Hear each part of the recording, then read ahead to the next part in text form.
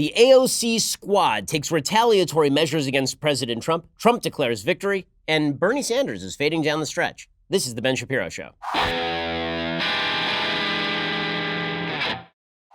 All right, it's been a long day already. The reason that it has been a long day already, I don't mean to bore you with details of my personal life. Suffice it to say that I only fell asleep around 1 o'clock in the morning because I came home yesterday afternoon and we went to our little guest house out in the back. And it turns out that we had a main line backup, and that meant that sewage was spilling all over the floor. So insurance claim, complete replacement of the floor in the guest house. The reason I say this is because it was a total crap show.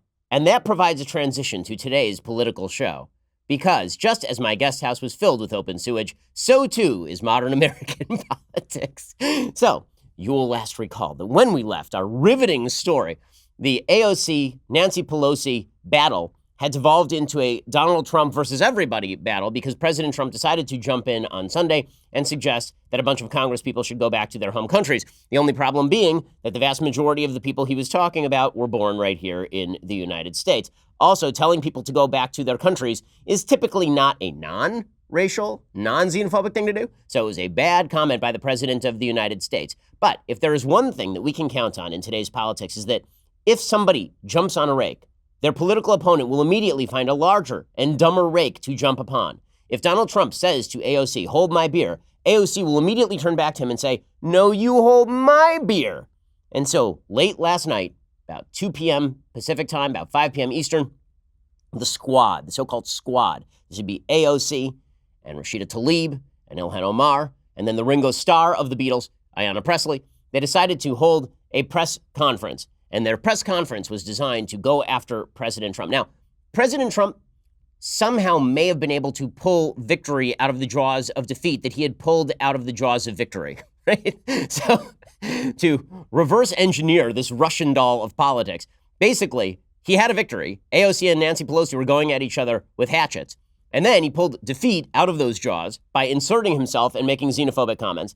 And then he was able to pull victory out of that because AOC, Rashida Tlaib, Ilhan Omar, and Ayanna Pressley are truly unlikable, truly unpopular. And that is not coming from just my partisan conservatism. That is coming via poll data. So just a day before all of this broke out, Mike Allen of Axios reported that internal Democratic polls showed that the more people saw of AOC, the less they liked Democrats. This is according to Axios. Democrats are sounding the alarm that swing voters know and dislike socialism, warning it could cost them the House and the presidency. The poll is making the rounds of some of the most influential Democrats in America. If all voters hear about is AOC, it could put the House majority at risk, said a top Democrat involved in 2020 congressional races. She's getting all the news and defining everyone else's races. The poll was taken in May before Pelosi even went at it with AOC and the rest of the squad. By the way, is there anything more obnoxious in politics than people terming themselves the squad? I remember it was obnoxious when we had the Gang of Eight. Like they were walking around like the Jets in West Side Story talking about immigration. But now we actually have the squad, which apparently comes directly from Mean Girls. So you've got the kind of lead character who throws her hair over her shoulder. That's AOC. And then you've got the quiet, smart one. And that would be Rashida Tlaib. And then you got the one who sends mean notes to everybody. That's Ilhan Omar. And then you just have the one who's just sort of there, and that's Ayanna Pressley. So the squad was polled, okay? And there was a poll, and what it showed is it included 1,003 likely general election voters who are white and have 2 years or less of college education. So that would be a crowd that Democrats do need to win. These are the white non-college voters who embraced Trump in 2016, but Democrats need in those swing House districts, according to Axios. The group that took the poll shared the results. Here were the findings. AOC was recognized by 74% of voters in the poll. 22% had a favorable view. So brutal numbers. Ilhan Omar, another member of the squad, because they're so cool, man. They're so cool. They pass notes, and they're brought in the cheerleading team, and they're also part of Model UN. They're the best. Ilhan Omar was recognized by 53% of the voters. 9%, not a typo, says Mike Allen, had a favorable view. So nobody likes AOC, nobody likes Ilhan Omar. So Trump, by picking a fight with these people, may have done himself a service in the end, even though he did it in the dumbest possible way. Why? Because the more people see of these folks, the less they like them. And the more they are linked to the Democratic hopes, the less people are likely to vote for Democrats. So that's why President Trump has basically shifted his tactic, as we'll see, from go back to your home country to if you don't like the country, then leave, right? Which is a non-xenophobic, non-racist pitch.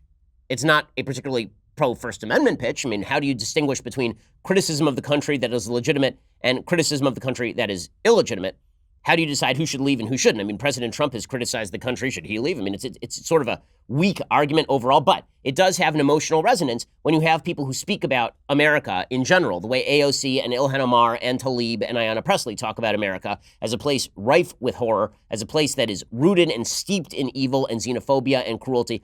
It's particularly galling coming from Ilhan Omar, who is taken in by this country.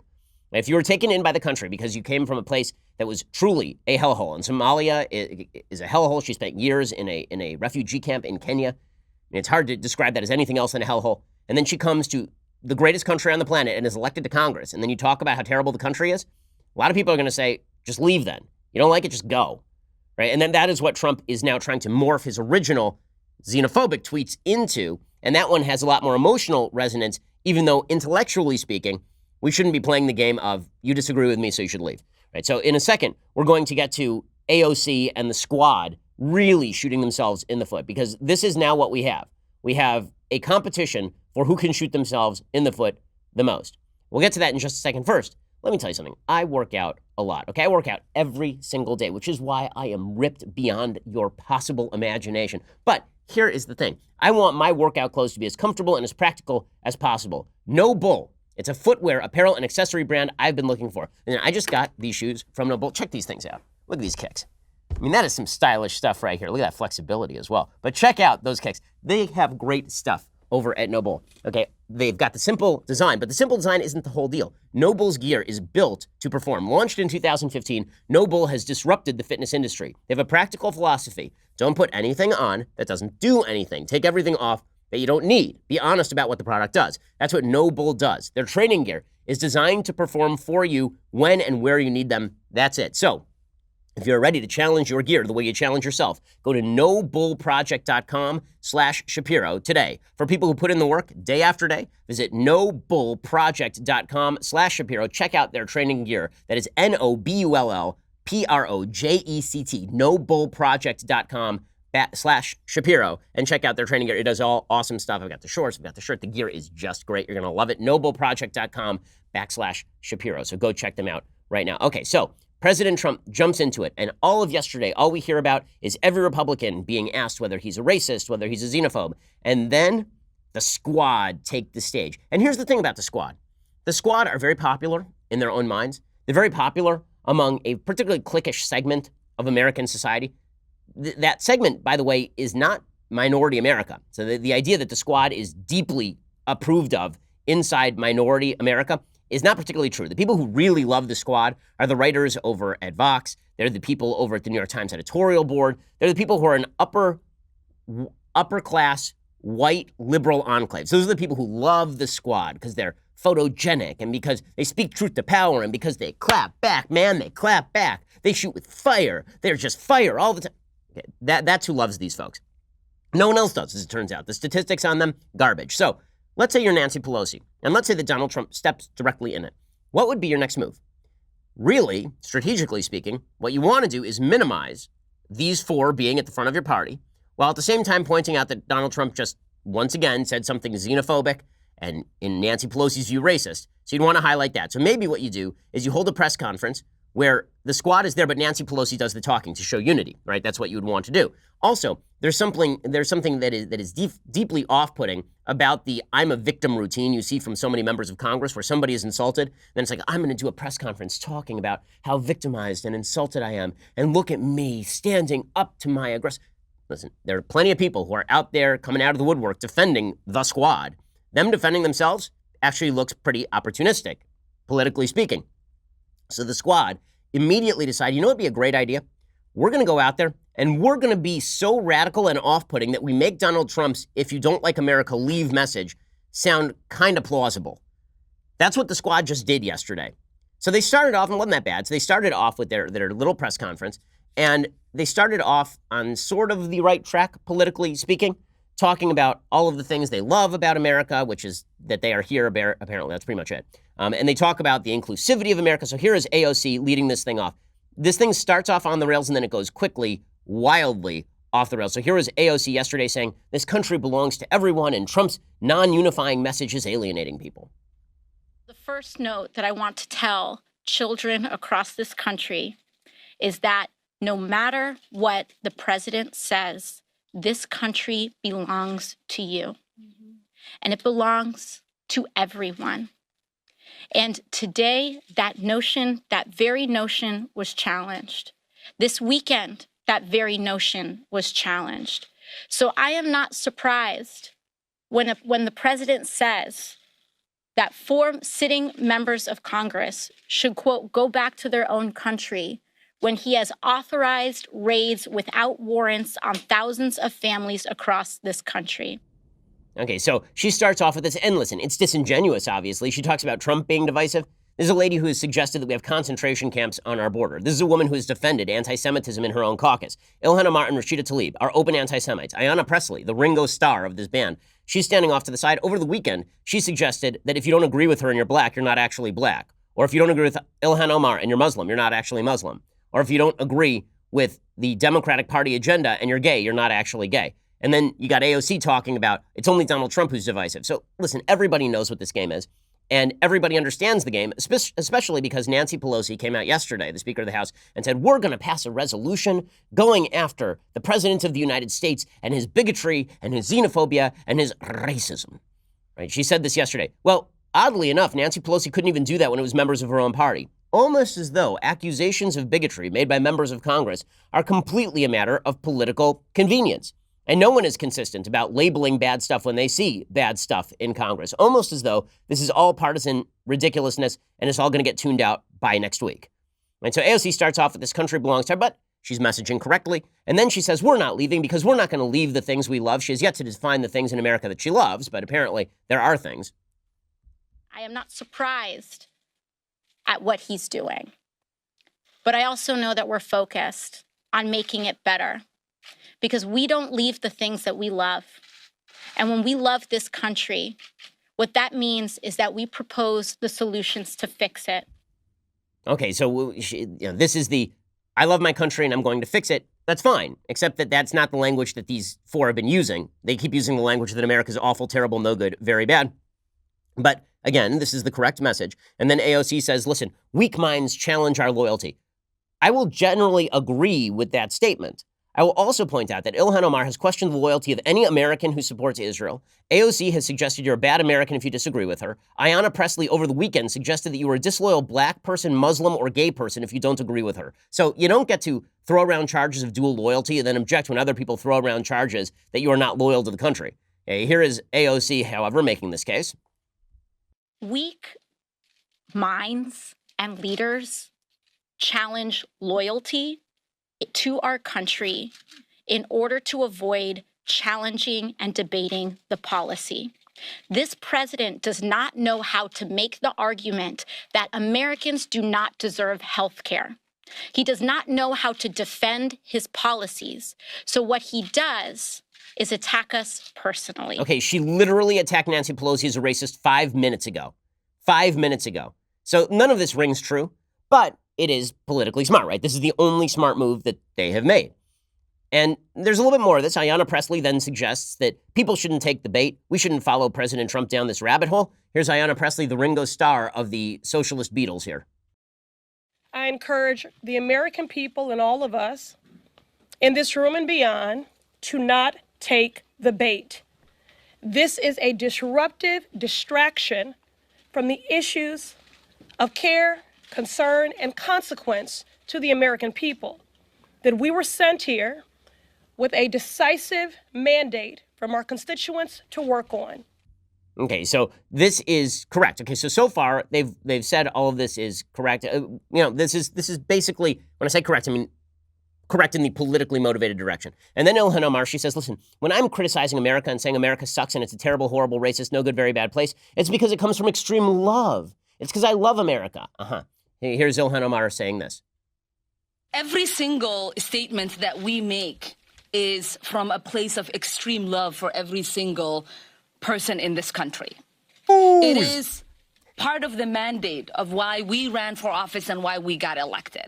Except the Jews. Okay, so they start off, and this is their message. And the message is Donald Trump is a very mean man who says mean things and makes the country not unified. Okay, that is the correct political take. And then the train begins to derail, and you see that front wheel slip off the rails just a little bit, and soon it's chasing Harrison Ford down the side of the track as he jumps into a ravine, trying to escape his shackles. This is how The Fugitive begins. Okay, so Ilhan Omar leads it off, because Omar is the one who can control herself the least among this group. And when I say she can control herself the least, I mean she says the most radical things, she says the most ridiculous things, she's the most openly anti-Semitic, she can't contain her own disdain for fundamental American institutions and for Americans more broadly. There's a reason that she has a 9% approval rating among non-college educated whites.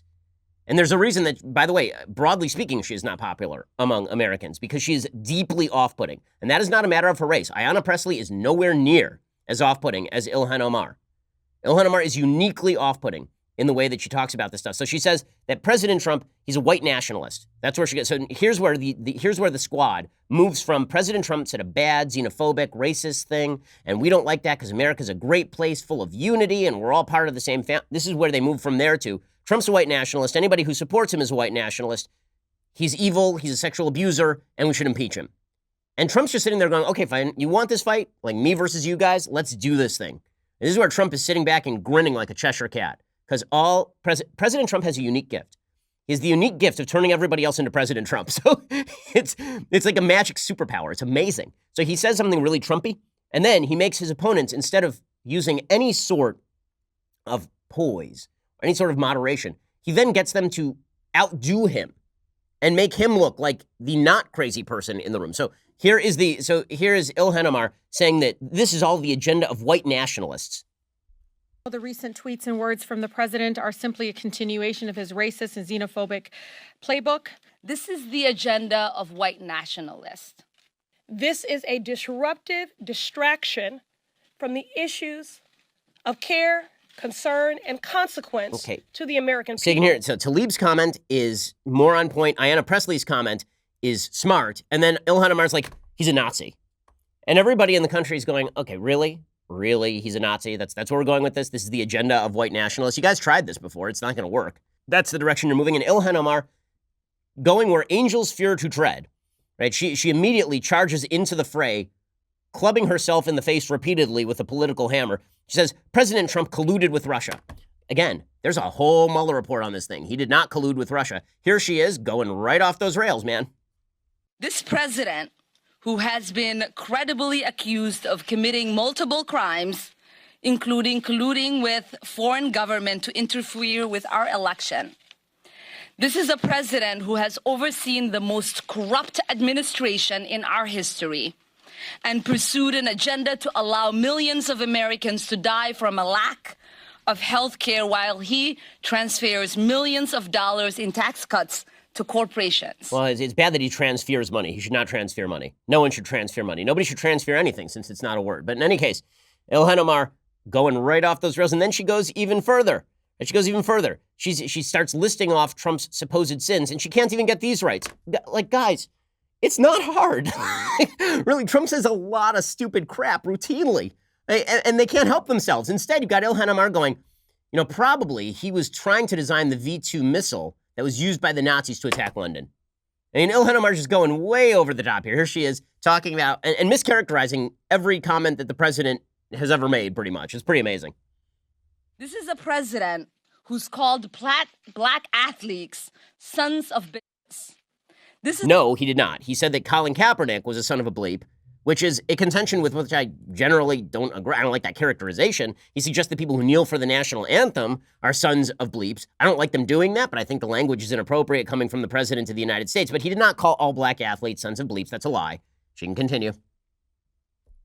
This is a president who has called black people who come from black and brown countries holes. Okay, that's a lie also. That is not true. He suggested, and it was what he suggested is that there were a bunch of countries in Africa that were bleep holes.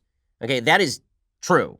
That is true. There are a lot of bad countries in Africa. Okay, Somalia is a bad country. It's a badly run country. He did not say that everyone who is coming from those places is a bleep hole. That is not what he said. Okay, so that's not true either. And then she continues.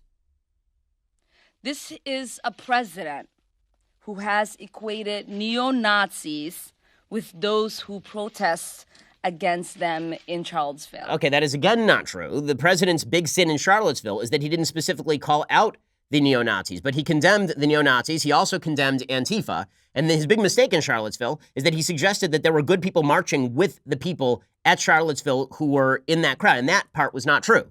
Okay, so she can't even get that part right because everybody has to seize defeat from the jaws of victory. It's unreal. It's unreal. And then it gets even worse. Okay, ready? It gets even worse. We're going to get to that in just 1 second.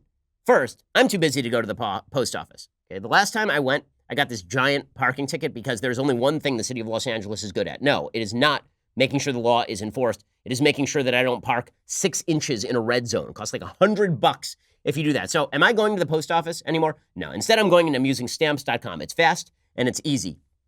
Stamps.com brings all the amazing services of the U.S. Postal Office directly to your computer. Whether you're a small office sending invoices, an online seller shipping out products, even a warehouse sending thousands of packages a day, Stamps.com can handle it all with ease. Simply use your computer to print official U.S. postage 24/7 for any letter, any package, any class of mail, anywhere you want to send it. Once your mail is ready, you just hand it to your mail carrier or you drop it in a mailbox. It's that simple. With Stamps.com, you get 5 cents off every first-class stamp and up to 40% off priority mail. Over 700,000 small businesses are already using Stamps.com. Right now, my listeners get a special offer that includes a 4-week trial plus free postage and a digital scale, no long-term commitment. Just go to Stamps.com, click on that microphone at the top of the homepage, type in Shapiro. That is Stamps.com. Enter Shapiro for that special deal. It is indeed a fantastic deal. And again, you don't want to get a parking ticket at the post office, so go make it happen for yourself. Alrighty, so it gets even worse for the squad. So the squad started off with Trump's divisive. Then they got to Trump's a neo-Nazi,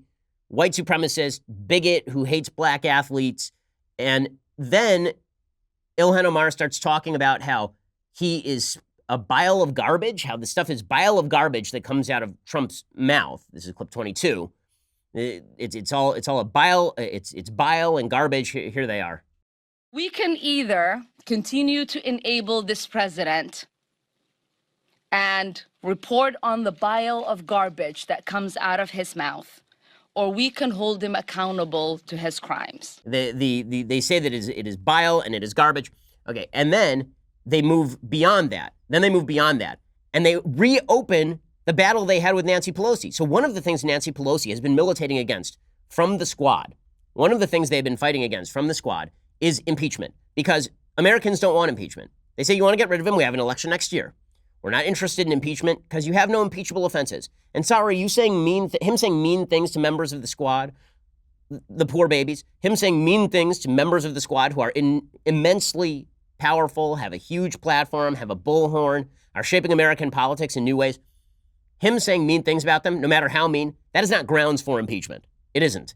Okay, that's what Nancy Pelosi was saying. But the squad want impeachment. And that was one of the reasons why Pelosi kept saying to them, guys, can you just pipe down on that? Because it's a mistake.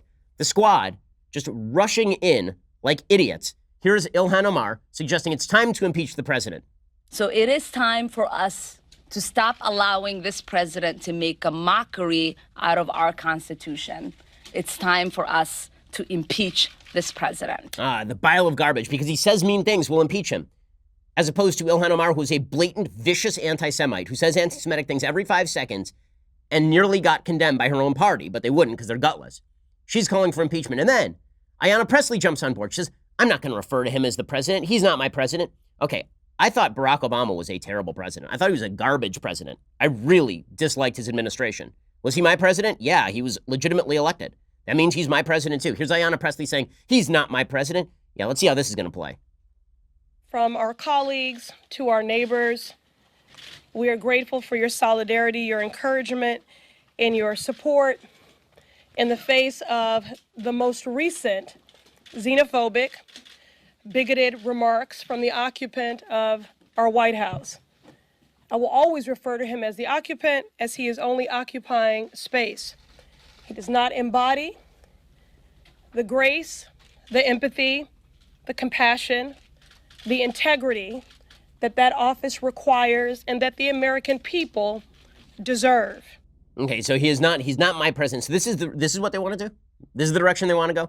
And then Rashida Tlaib, she joins the crowd. She says, yeah, it's time to impeach Trump. Let's impeach him, man. So you're going to reopen this battle with Nancy Pelosi. So just to trace this arc, we went from AOC at war with Nancy Pelosi to Trump at war with the squad, and now we're going to be back at the squad at war with Nancy Pelosi. It's going to be fantastic. Here's Rashida Tlaib calling for impeachment.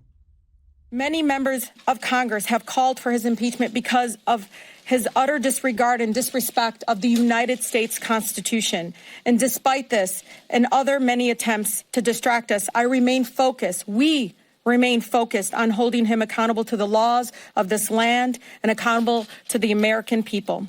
I urge House leadership, many of my colleagues, to take action to impeach this lawless president today. Okay, so this is going to be now the squad going back toward Nancy Pelosi. Again, the cycle of stupidity. It's the circle of dumb. It's unbelievable. It's unbelievable. And yet all too believable and all too wonderful. It is the sewage flowing back up through the drain of our guest house shower. That is our politics. It is the dumbest nonsense in the world. Okay, and as we will see, it's kind of what President Trump wants. They just gave President Trump what he wants, because now the battle is between Trump and the squad. You know who Americans like less than Donald Trump? The squad. We're going to get to that in just 1 second. First, hiring used to be hard, not anymore. When someone makes the slightest, most minor, most insignificant mistake here on the Ben Shapiro show, unless they are Michael Knowles, they know how easily we can replace them thanks to ZipRecruiter. ZipRecruiter.com/dailywire is where you can try it out. Now listen, it's not just about getting rid of people who suck and replacing them with people who are better. Sometimes it's just about finding great employees. ZipRecruiter sends your job posting to over 100 of the web's leading job boards. But they don't stop there. As applications roll in, ZipRecruiter analyzes each one. They spotlight the top candidates, so you never miss a great match. ZipRecruiter is so effective that 4 out of 5 employers who post on ZipRecruiter get a quality candidate through the site within the very first day. Right now, my listeners can try ZipRecruiter for free at this exclusive web address, ZipRecruiter.com/dailywire. That's ZipRecruiter.com/DAILYWIRE. ZipRecruiter.com/dailywire. ZipRecruiter is indeed the smartest way to hire. Why waste time on all these job boards when you can do it with basically a click? Check it out right now at ZipRecruiter.com/dailywire. We here at the Daily Wire use ZipRecruiter. There's a reason. ZipRecruiter.com/dailywire. So in a second, I'm going to show you President Trump and how he has morphed his argument now and how the Democrats are stepping directly into the argument. It's unreal. But first, you're going to have to go and subscribe over at Daily Wire. When you do, you get all the goodies. You get the rest of the show live. You get 2 additional hours of the show every afternoon. If you're a Media Matters subscriber, you get to clip my show and then use it to jazz up your base. I mean, all sorts of goodies for you when you subscribe. You can also, when you get the annual subscription, get this, the very greatest in beverage vessels, the Leftist Tears hot or cold tumbler, overflowing anew every single day. It's pretty incredible. You go check all of that out. You get our Sunday special early on Saturday. You get to be part of our mailbag on Fridays. All sorts of goodies when you become a subscriber. Also, you're helping us insulate ourselves from the vicissitudes of the nasty left who seek to destroy the show on literally a daily basis. When you become a subscriber, you're joining the team and making sure you can get the content you love. Go over to dailywire.com right now and subscribe. We're the largest, fastest growing conservative podcast and radio show in the nation.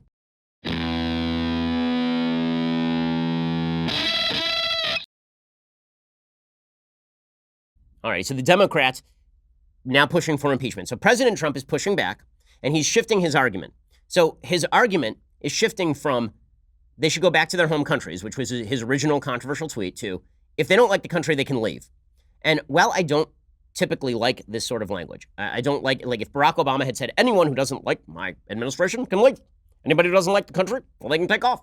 The problem is that the argument is so malleable that it can be applied to virtually anyone. Like, what sort of criticism is so bad that people should... Now, I do think that there's criticism of the country that is so ridiculous, like, let's overthrow the Constitution, right? Like America is deeply, innately, unchangeably evil unless we destroy everything and erect a different utopian scheme. That sort of stuff is actually in line with the, if you don't like anything about America, what the hell are you doing here? I get the sentiment for sure. But the problem is the argument is too malleable. But it is also an argument that is going to, the elasticity and durability of that argument are going to rely heavily on who you're targeting with it. So in other words, if you say about somebody like Noam Chomsky, if you don't like the country, you can take off anytime, that has a little bit more weight than if you just say about Chuck Schumer, if you don't like the country, you can take off anytime. In other words, the more radical you are, the more you want to overthrow the fundamental essence of the United States, the more that argument carries weight, the more that emotional appeal carries weight. Well, then you got to pick your targets specifically. And President Trump has done that with people like Ilhan Omar, who speaks horribly about the United States. When's the last time you heard Ilhan Omar say something nice about the United States? She doesn't do it very frequently, and Trump knows this. Ayanna Pressley is going around saying that you're not truly black if you don't agree with her. That's not a great thing. So President Trump picks radical. He's not picking the Democratic Party now. And it's not hard to find them. He's going and he's finding the worst nuts in the Democratic Party. And then he is saying those people should leave. And then the entire Democratic infrastructure is coming around those people in defense. And Trump has now turned this into a fight between Trump and who? Ilhan Omar and AOC and Rashida Tlaib and Ayanna Pressley? That's a fight Trump wants. And this is the argument that he was making yesterday. If they don't like the country, they can take off. Well, they're very unhappy. I'm watching them. All they do is complain. So all I'm saying is if they want to leave, they can leave, John. They can leave. These are people that, in my opinion, hate our country. Now, you can say what you want, but get a list of all of the statements they've made. And all I'm saying that if they're not happy here, they can leave. They can leave. And you know what? I'm sure that there'll be many people that won't miss them. But they have to love our country. They're Congress people. Okay, so the truth is, one of the reasons that this argument is kind of dumb is they're elected. So people voted for them, and they just magically appear in Congress by themselves. But the argument carries emotional weight dependent on how radical these Democrats decide to be. Trump says, listen, it's not good for the Democratic Party that they're rallying around these figures. These are people that hate our country. Hey, John, they hate our country. They hate it, I think, with a passion. Now, it's possible I'm wrong. The voter will decide. But when I hear the way they talk about our country, when I hear the anti-Semitic language they use, when I hear the hatred they have for Israel and the love they have for enemies like Al-Qaeda, then you know what? I will tell you that I do not believe this is good for the Democrat Party. Certainly it's not the party that I've known over the years. Okay, and you can hear the media, of course, shouting about all this. This is the fight Trump wants. I mean, this is what he wants, right? And he tweets about this because President Trump never says the quiet part quietly. He always says it out loud. So he says the Democrats were trying to distance themselves from the four progressives, but now they are forced to embrace them. That means they are endorsing socialism, hate of Israel, and the United States. Not good for the Democrats. As he put that out on Twitter. And here's the thing. The way that argument plays is going to be largely dependent on how these Democrats act, because now he's specifically calling them out. Now, when he refers to Al-Qaeda, what he's presumably referring to is a clip of Ilhan Omar from several years back when she was discussing terrorist groups and she was sort of mocking the idea that we should take Al-Qaeda and Hezbollah and Hamas seriously. It's a really off-putting clip. It's pretty terrible. So Ilhan Omar yesterday at this press conference was specifically asked whether she would condemn Al-Qaeda and whether she was a communist. And here was her answer. Respond to some of the president's specific claims, most notably that you're a communist and that you're pro-Al-Qaeda. You might have noticed how when he said, go back to where you came from, there was an uproar through all of our communities because every single person who's brown and black at some point in their life in this country heard that. Now, when he made the comment, I know that every single Muslim who has lived in this country and across the world has heard that comment. And so I will not dignify it with an answer. Okay, so she won't dignify it with an answer. Imagine if Trump were asked that question. Really, imagine if Trump were asked that question about the KKK. We don't have to imagine it happened. And it was a massive uproar during the 2016 campaign. He was asked, there's a person from the KKK, David Duke, who has expressed support for you. What do you have to say about the KKK? What do you think Trump would have done if he had said, I'm not going to dignify that with a response? What do you think the media would have said? They would have said, well, why not? Why don't you just condemn them? So why doesn't? I mean, literally yesterday, AOC tweeted out, that if you were silent about Trump's comments, that meant that you approved of Trump's comments. So here is Ilhan Omar saying, I'm not going to dignify a question about whether I am in favor of Al-Qaeda with a response. She did write a letter back. Like, I'm not saying she's pro-Al-Qaeda, but she's not answering the question. She isn't. Okay, and the fact is that she did, in fact, write a letter in support of shorter terror sentences for people who were trying to join ISIS just a few years back, suggesting that ISIS were radical change makers. And we read the letter on air. It was printed in the Minneapolis Star-Tribune. And then, the juxtaposition is Trump declaring that these women are America haters. And so this is when you would assume that they would say, listen, we love America so much. America's a wonderful place and Trump is ruining it, right? It's an easy answer. But instead, you get moments like this. So yesterday, as I mentioned on the show, over the weekend, there was an attack on an ICE facility in Tacoma, Washington. This attack on an ICE facility was carried out by an Antifa terrorist. It is a 69-year-old guy who walked up with a rifle, and he had a propane tank, and he tried to blow up a wall of the ICE facility. And well, Ilhan Omar was asked by a reporter from the rebel media whether she would condemn this attempted terror attack on an ICE facility, and here's how it went. Will you condemn the Antifa attack in Washington over the weekend? It's easy to condemn terrorism. Will you condemn it? Is it clear? Antifa firebombed a facility in Tacoma over the weekend. It's an ICE facility. Will you condemn them for that? I mean, firebombing a concentration camp is kind of a laudable thing. If it actually is a concentration camp, you must be happy that they did it, no? Are you pleased? Should more people do it? It's easy to say no. Here, I think this is it. It's very easy for her to say that she condemns all violence. How do I know that it's very easy? Because AOC did it this morning. So she was asked by the Daily Caller. So AOC's first answer was the same as Ilhan Omar's. She ran away. And so yesterday, AOC was asked over and over whether she condemned the Antifa attack on an ICE facility. And here's what that sounded like. Again, the reporter from the rebel media. Will you condemn Antifa for the attack in Washington? It's easy to condemn a terrorist attack.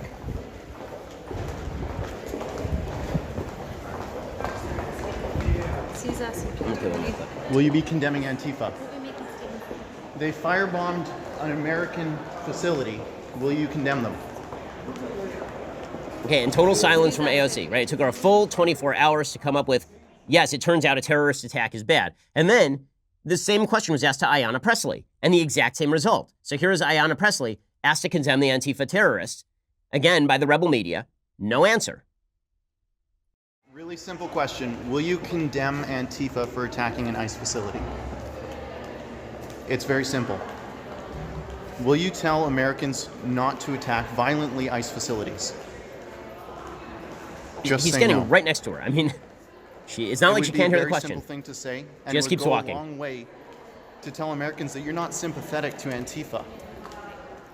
Okay, and nothing. No answer. None. And then Trump says these people don't like America?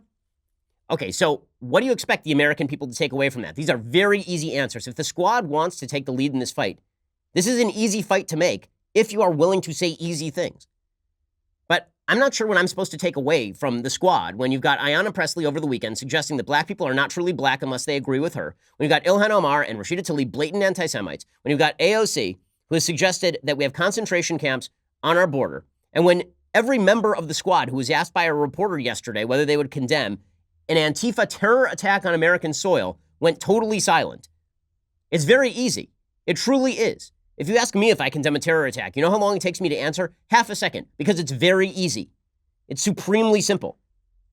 This is what Trump wants out of this, and they are giving it directly to him. It's unbelievable. If 2020 turns into a fight between Trump and the squad, if it's just Trump versus the squad, that is the fight that Trump wants, and that's the fight they're giving him. Why? Because they didn't have anything like the political acumen to simply take a backseat and let Nancy Pelosi handle it. They could have just let Nancy Pelosi go out front and say, how dare you attack my members this way? These are duly elected members of Congress who are loyal to the United States. It's nasty to question the loyalty of people who serve in Congress. You can subtweet Ilhan Omar there, who's done it repeatedly. But they couldn't do it. They had to be out in the spotlight. And just like President Trump feels the necessity to be right in the center of the camera lens, these folks feel the necessity to be in the center of the camera lens, and they make a lot of mistakes, and they don't look good, and the American people don't like it very much. They find it incredibly off-putting, as well they should.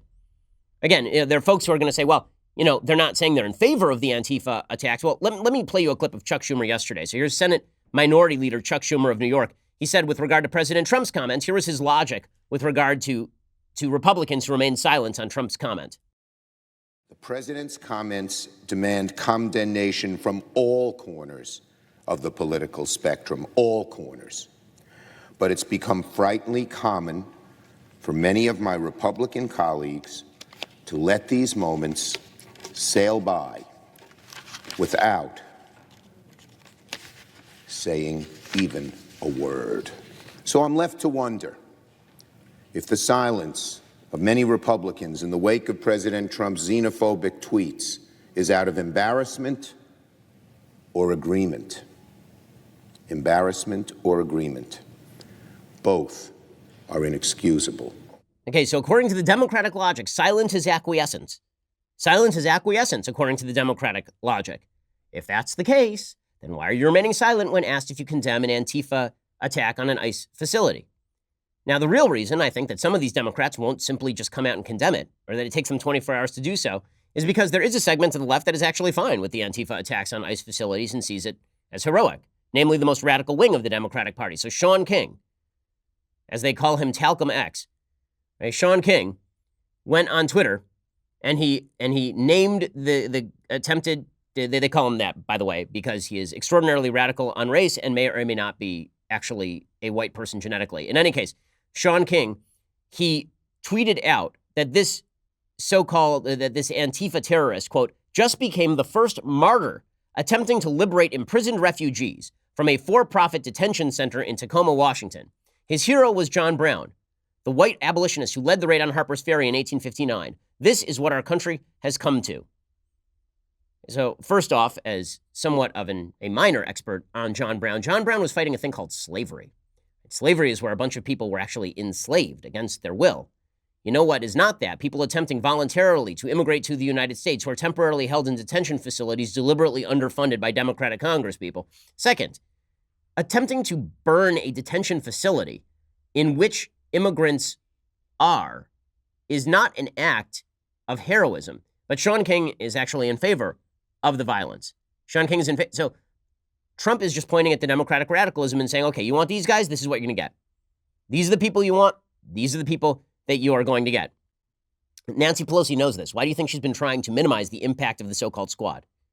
The media know this, which is why they're begging for some sort of conciliance between Nancy Pelosi and the so-called squad.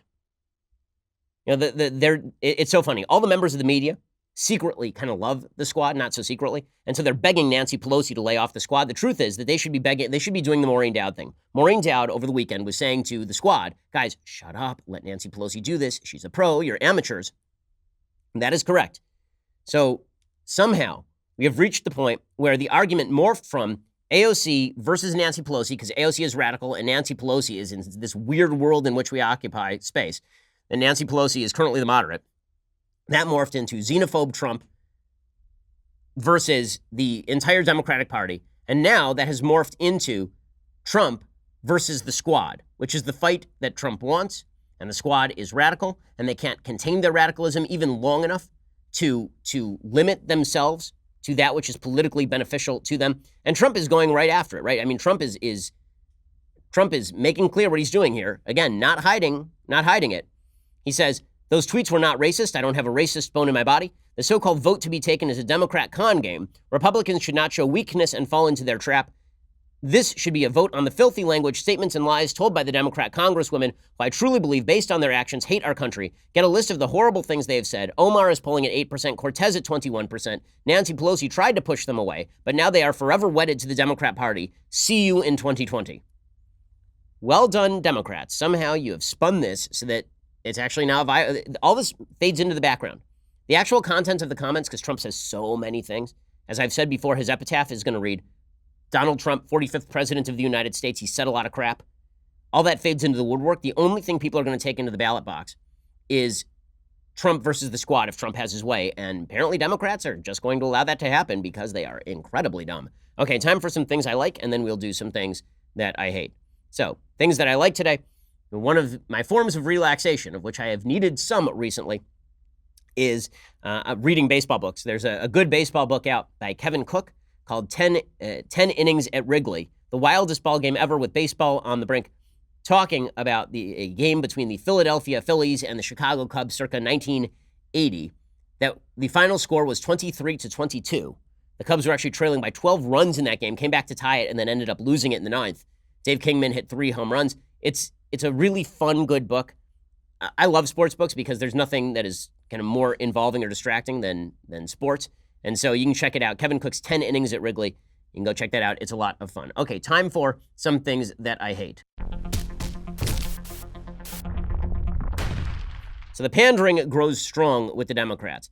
Marianne Williamson, who I will admit, I stan Marianne Williamson. Marianne Williamson is great because she says crazy stuff on a national stage. And when I say crazy, I don't mean politically crazy as much as she's very weird.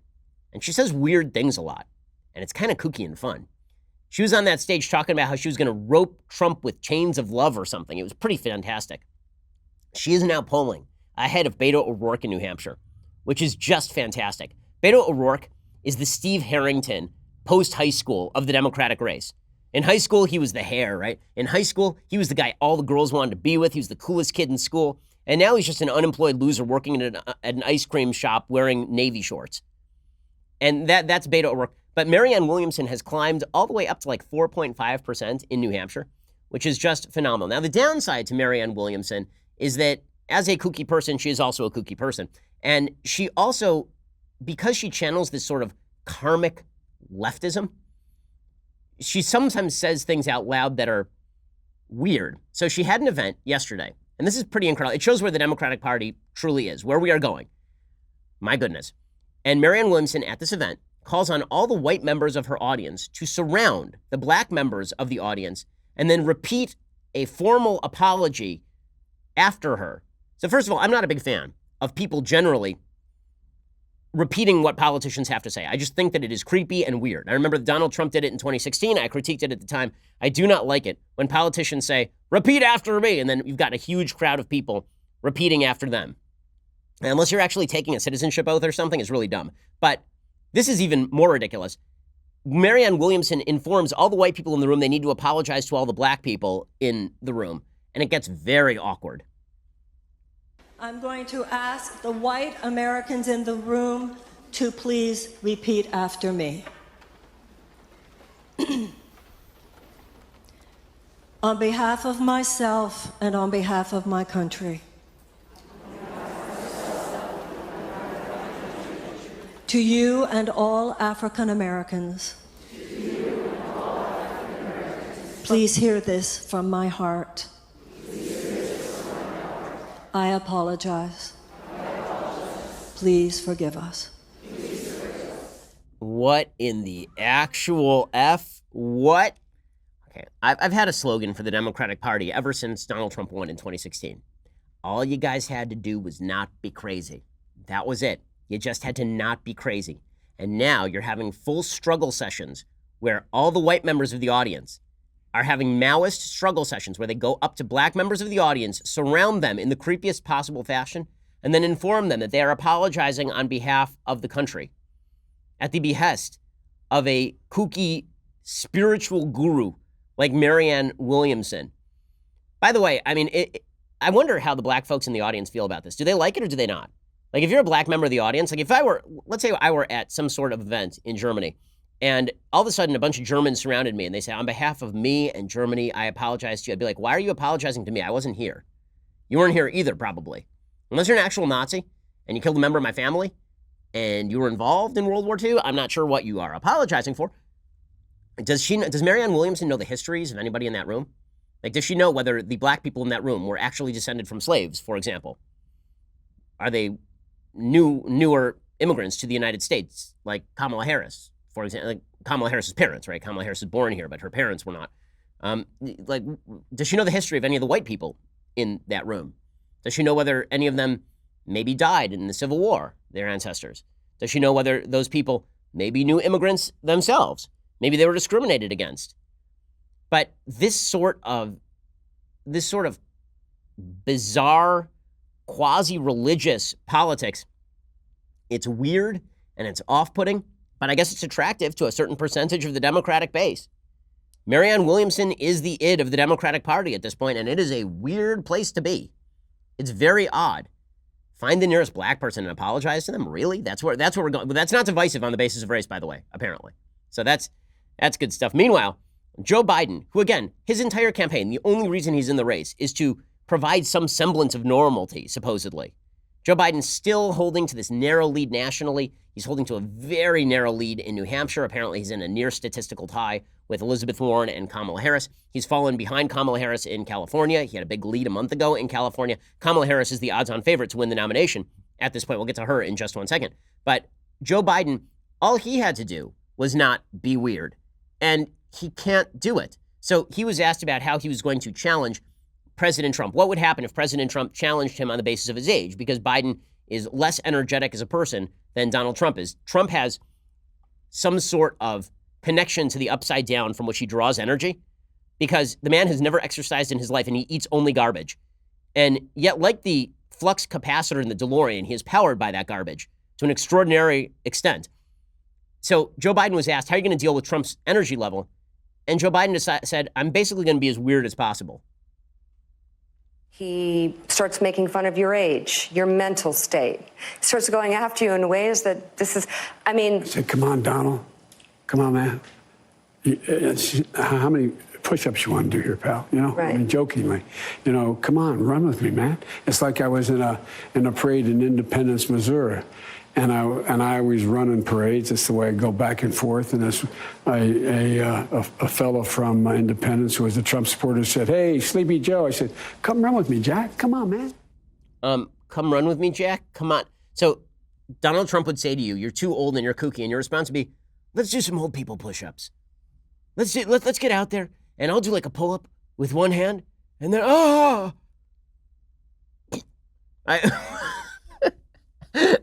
all they had to do was not be weird. All they had to do was not be weird.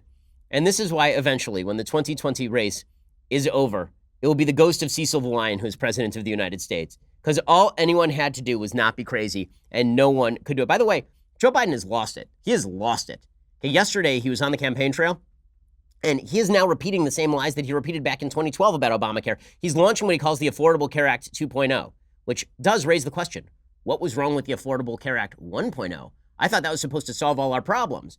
It did not. Here was Joe Biden talking about it and using exactly the same lie he used the first time. How many of you have, when you were working, and you may still be working, many of you, how many of you like your employer-based health care? Did you think it was adequate?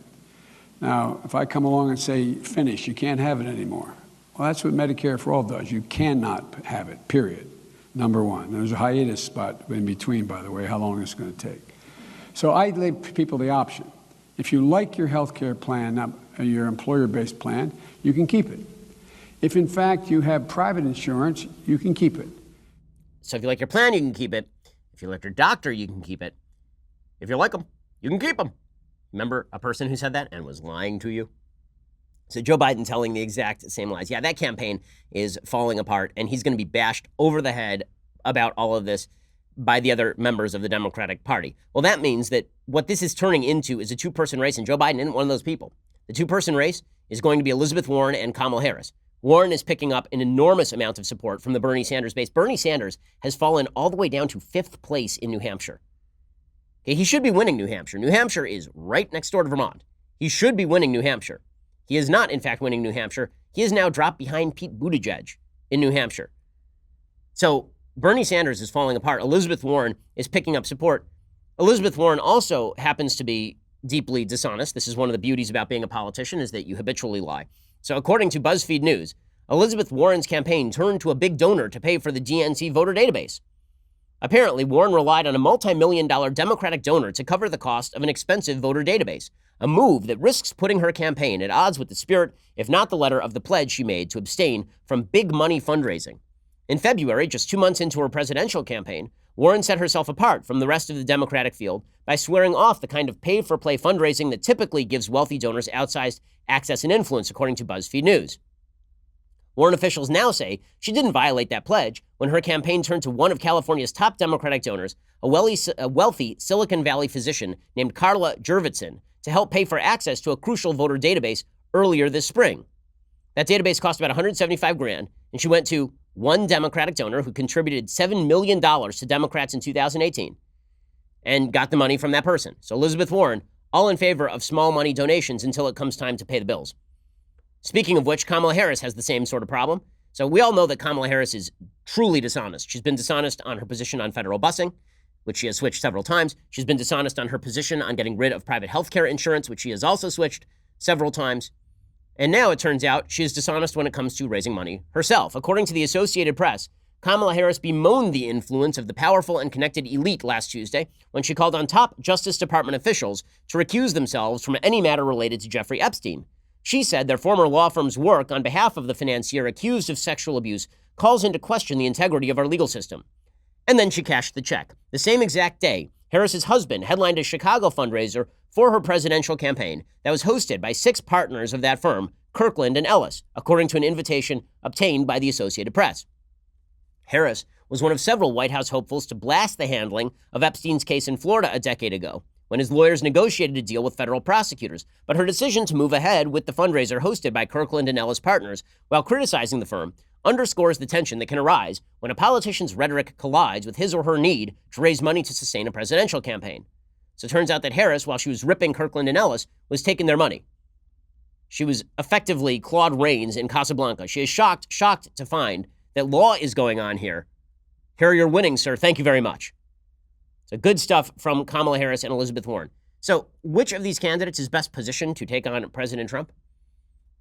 Yeah, who the hell knows?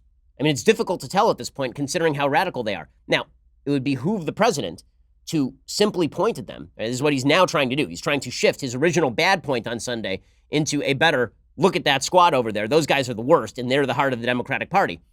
That's a smart move by Trump. What the Democrats would be best doing is just pointing at Trump. So we could have a race in which they point at each other, or we could have a race where everybody just clubs themselves in the head with a wooden mallet until the little Tweety Burbs appear around their ears. I have a feeling we are going to move toward the latter very quickly, given the tenor of today's politics. Alrighty, we'll be back here a little bit later today. We have 2 additional hours of content, a lot of goodies coming up for you then. So I'll see you then. This is The Ben Shapiro Show.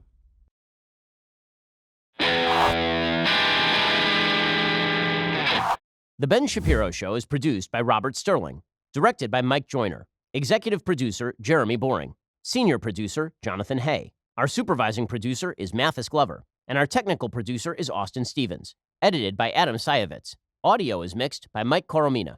Hair and makeup is by Jesua Olvera. Production assistant Nick Sheehan. The Ben Shapiro Show is a Daily Wire production. Copyright Daily Wire 2019.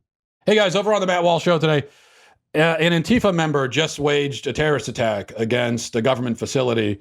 Prominent Democrats have refused to condemn this terrorist assault by an Antifa member. It, of course, is horrifying that they refuse to condemn it. But why do they refuse to condemn? The answer to that question is even more horrifying. Also, Joe Biden reveals his stunning historical ignorance. And finally, I'll explain why I think we should all stop watching Disney films. Don't call it a boycott. It's not a boycott. It's just a matter of self-respect. That's all. And I'll explain that today over on the Matt Walsh Show.